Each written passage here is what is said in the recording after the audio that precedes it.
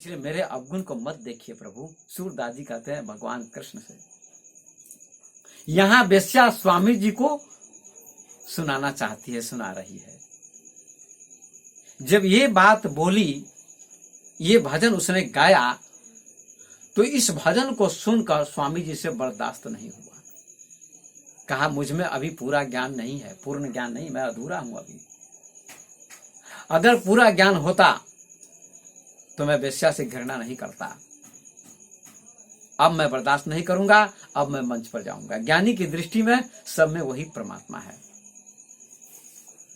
अब मुझे भेद नहीं करना है। अब तक मैं भेद करता था, अब तक मैं द्वैत में जीता था, दो देखता था दुनिया को। मुझे एक देखना चाहिए, क्योंकि मैं वेदांत जानता हूं और वेदांत कहता है कि सब में एक ही परमात्मा है, दो है ही नहीं। ये बात जब उन्होंने सुनी, ये भजन सुना, तो स्वामी जी से बर्दाश्त न हुआ और स्वामी जी मंच पर चले गए। मंच पर चले गए और मंच पर जब गए तो लोगों ने तालियां बजाई, स्वागत किया स्वामी जी का। और वेश्या ने स्वामी जी को देखा तो स्वामी जी को प्रणाम किया, चरणों में झुककर साष्टांग प्रणाम किया। स्वामी जी आप धन्य हैं, आप बड़े दयालु हैं, आपने मुझे दर्शन दिया, मैं कृतार्थ हो गई, सफल हो गई, मेरा जीवन सफल हो गया, धन्य हो गया। आप ही को बुलाने के लिए मैंने ये भजन गाया कि स्वामी जी का दर्शन करना है मुझे, स्वामी जी को आना पड़ेगा। आप आना नहीं चाहते थे, लेकिन इस भजन को सुनकर आपको आना पड़ा। अब मैं वेश्या हूं, मैं पतित हूं, आप पतित पावन है, आप मुझे पवित्र कर सकते हैं। आप गंगा के समान हैं, गंगा में कोई भी डुबकी लगा ले पवित्र हो जाएगा। चाहे स्त्री डुबकी लगाए, चाहे वेश्या डुबकी लगाए, उसका शरीर जरूर पवित्र होगा। ऐसे ही ज्ञानी सबको पवित्र कर देते हैं, चाहे वो वेश्या हो, चाहे वो पापी हो, चाहे चोर हो, डकैत हो, वो सबको पवित्र कर देते हैं ज्ञानी। इसको ध्यान से सुनिएगा, सोइए नहीं, एकाग्रता पूर्वक सुनिए, एकाग्र चित्त से सुनिए।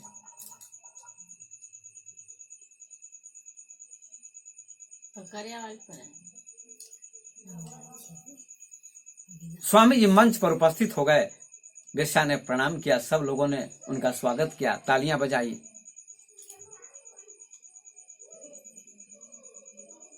स्वामी जी कहते हैं वेश्या ने ठीक गाया। ज्ञानी की दृष्टि में भेदभाव नहीं होना चाहिए, सब में एक ही आत्मा को देखते हैं, ईश्वर को देखते हैं। वो इस भजन में यही बताया गया है, प्रभु मेरे अवगुण चित न धरो, समदर्शी है नाम तिहारो, चाहो तो पार करो, एक लोहा पूजा में राखत, एक घर बधिक परो, पारस यह दुविधा नहीं राखत, कंचन करत खरो।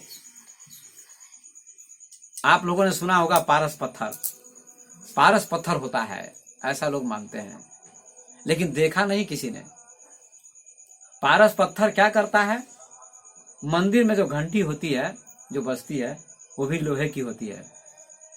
उस मंदिर की घंटी को आप, वो लोहे की होती है, उसको आप पारस पत्थर में स्पर्श करा दीजिए, पारस पत्थर से छुआ दीजिए, तो लोहा क्या बन जाएगा? सोना बन जाएगा।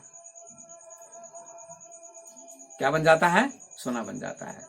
पारस पत्थर में लोहे को स्पर्श कराने से, छुआ देने से लोहा सोना बन जाता है। मंदिर की घंटी भी पारस पत्थर में सटकर सोना बन जाती है, मतलब लोहा सोना बन जाता है। और कसाई के घर में छुरी होती है, एक लोहा पूजा में राखत, पूजा में मतलब मंदिर में लोहा होता, मतलब घंटी होती है लोहे की। उस लोहे की घंटी को भी पारस पत्थर सोना बना देता है अपने संग से। और कसाई के घर में छुरी होती है जिससे हत्या की जाती है, खस्सी की या किसी चीज की, मुर्गे की,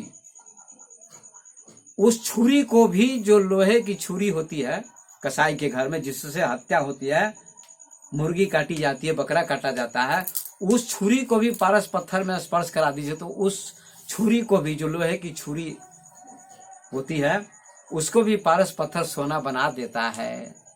वो ये भेद नहीं रखता है कि ये छुरी है, इससे हत्या होती है, इससे हत्या होती है।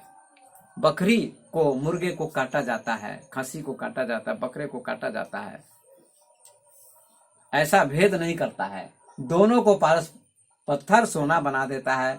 मंदिर की घंटी को भी और कसाई की छुरी को भी, दोनों को सोना बना देता है। वो समान दृष्टि से देखता है दोनों को। कौन? पारस पत्थर।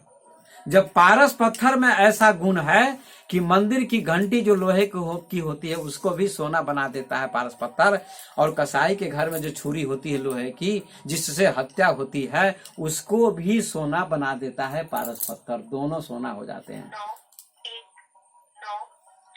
जब पारस पत्थर भेद नहीं करता है तो ज्ञानी को भी भेद नहीं करना चाहिए। ज्ञानी पारस पत्थर से भी आगे होते हैं, ऊंचे होते हैं। इसलिए ज्ञानी पापी को भी पुण्यात्मा बना देते हैं। वो वेश्या कहती है, स्वामी जी आप मुझे आप पवित्र कर दीजिए।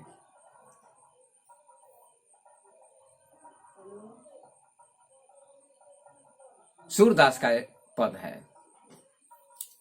ज्ञानी पारस पत्थर की तरह होते हैं, बल्कि पारस पत्थर से भी महान होते हैं।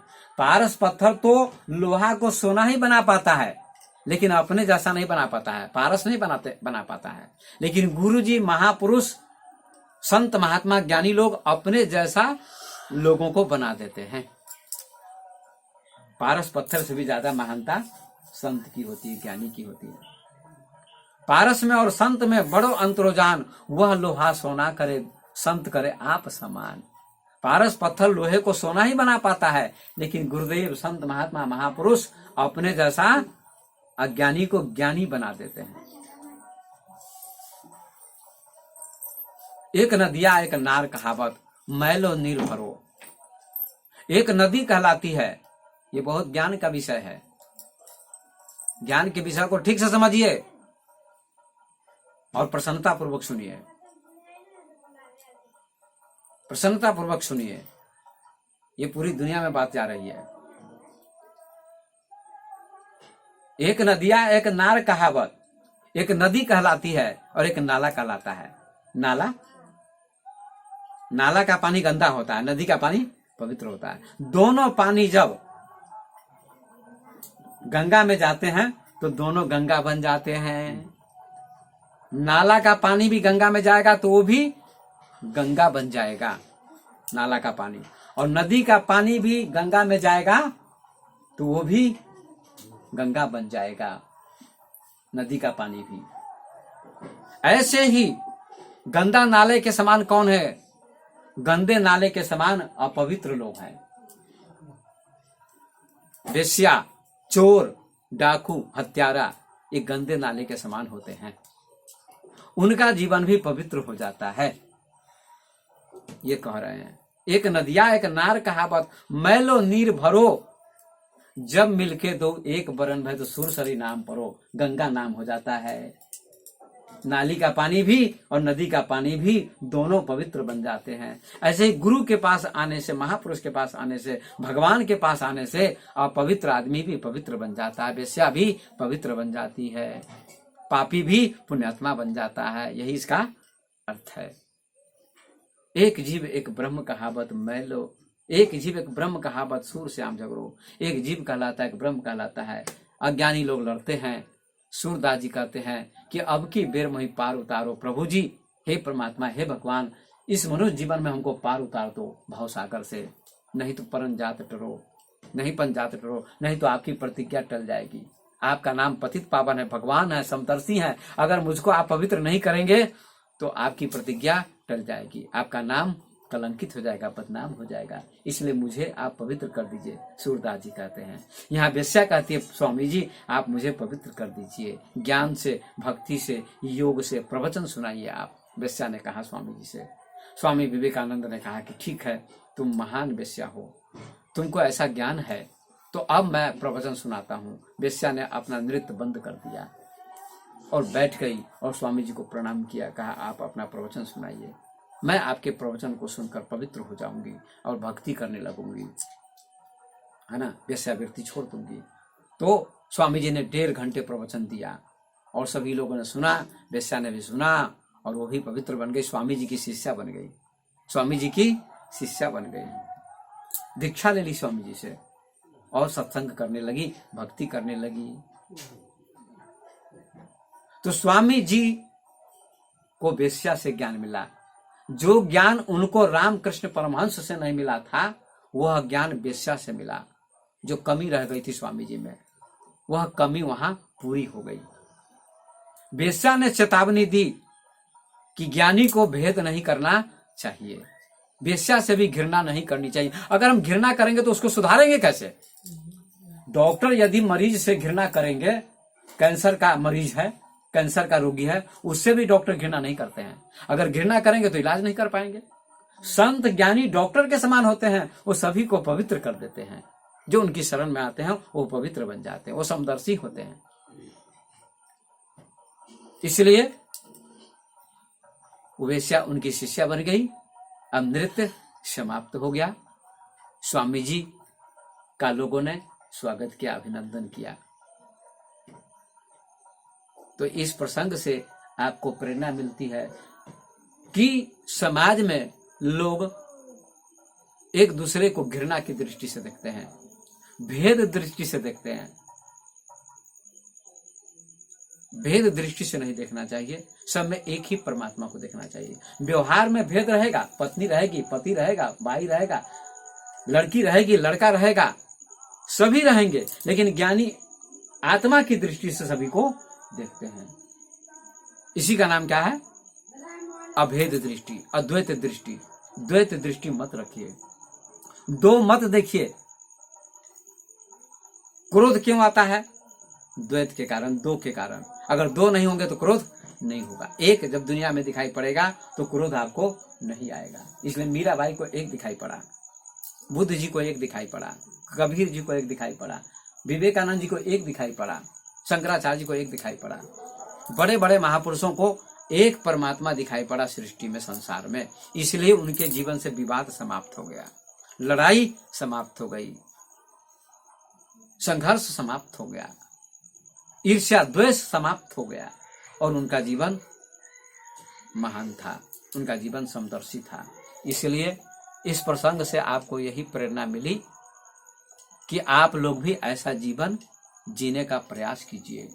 हमारे समाज में ये बहुत गलत धारणा है, विवाद हो रहा है रोज, घर घर में विवाद होता है, पति पत्नी से, भाई बंधु से, देवरानी जेठानी से, पड़ोसी पड़ोसी से। क्यों विवाद हो रहा है? क्योंकि आप दो देख रहे हैं, उसको देख रहे हैं, उसको देख रहे हैं, अलग अलग देख रहे हैं। सब में एक देखिए और सब के कल्याण की भावना सोचिए, सबका कल्याण हो, सब आगे बढ़े। मैं सुखी रहना चाहता हूं, सभी सुखी रहें, ऐसी भावना आपकी होनी चाहिए। जिस दिन ऐसी भावना होगी उस दिन आपका जीवन सफल हो जाएगा।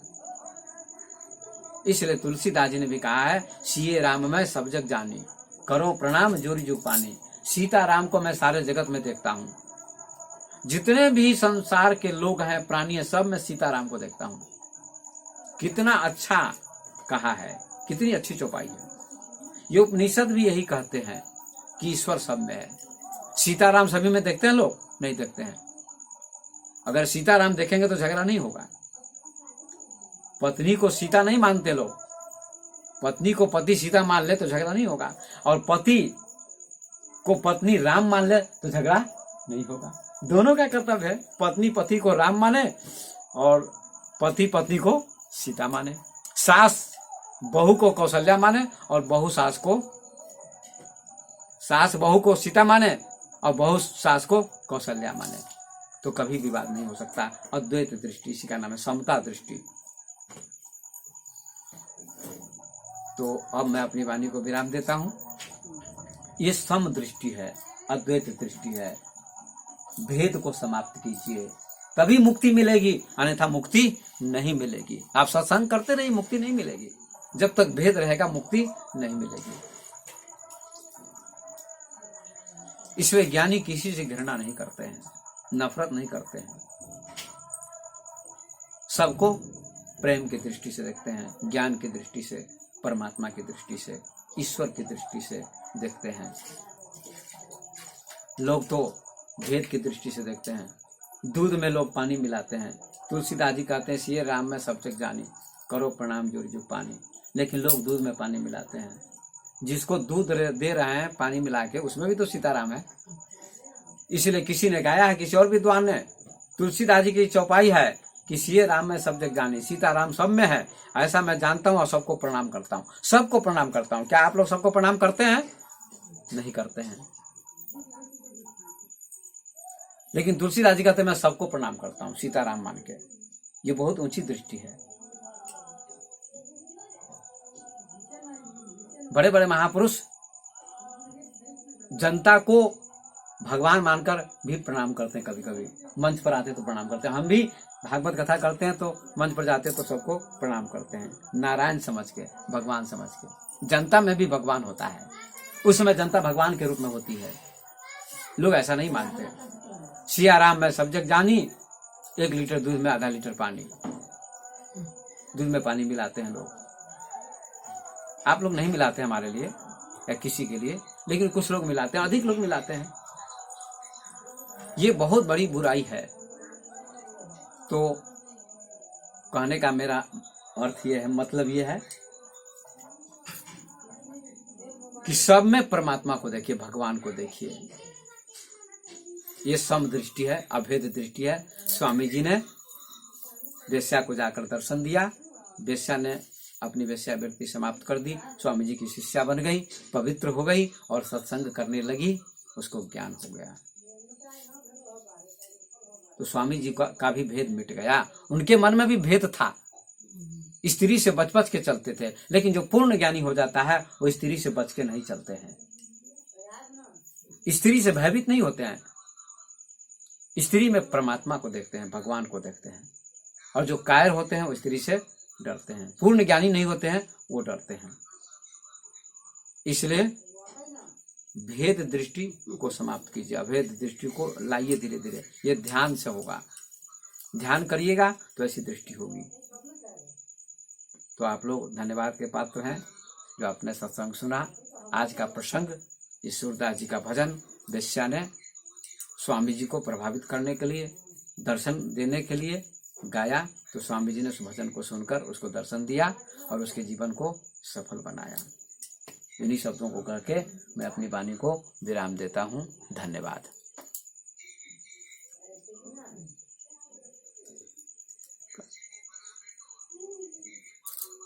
कहाँ गया वो दीपक?